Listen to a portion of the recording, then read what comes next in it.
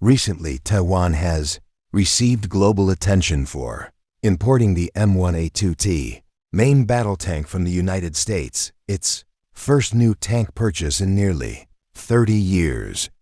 So far, 2 batches have been delivered, totaling 80 tanks, with the full order expected to reach 108 units. The M1A2T is a custom version of America's M1A2 Abrams, modified to match Taiwan's needs.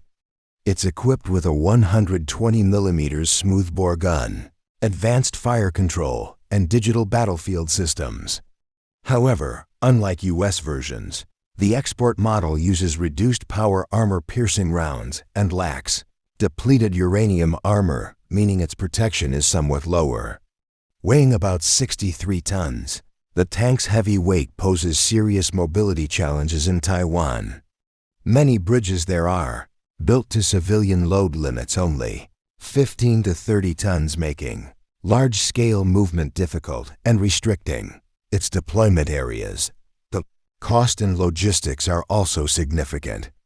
Each unit is extremely expensive, and its gas turbine engine consumes massive amounts of fuel, around 400 liters per 100 kilometers, similar to the high fuel demands of China's M1A2T tanks.